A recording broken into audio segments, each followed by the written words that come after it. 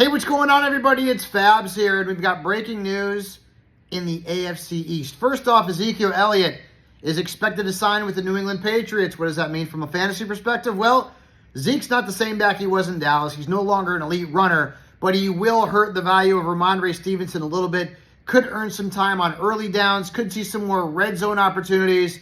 So Ramondre Stevenson needs to be dropped down your rankings. I had him in my top 10 at running back. I'll probably drop him into that high RB2 range. It's not a death blow, but it certainly doesn't help. And as for Zeke, he's probably no more than a occasional standalone flex starter at best.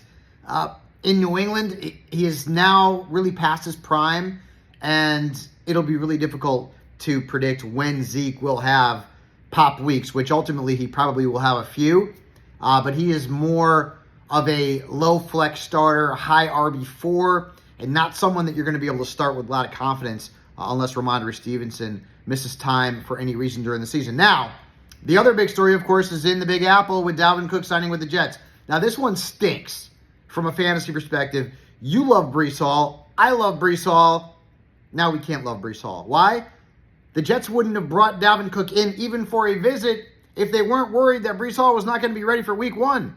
And now, with Dalvin Cook in the mix, and they also have Michael Carter and Zonovan Knight and others, this could be a situation where Breece Hall doesn't even play over the first couple of weeks of the season, which means Dalvin Cook would be the starter.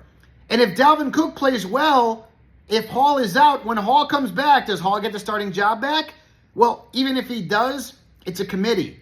And that's what this is going to be. Dalvin Cook's not signing with the New York Jets to be a backup. He's not. He could make over $8 million this year based on the contract. So Dalvin Cook is here to stay, at least for this season, and he is going to throw a wrench into the entire Breece Hall breakout season narrative. It's not going to happen now, folks. I'd still draft Breece Hall before I drafted Dalvin Cook, but Breece is now more of an RB2 rather than a potential RB1, and Dalvin Cook is more of a flex starter and an uninspiring flex starter at that.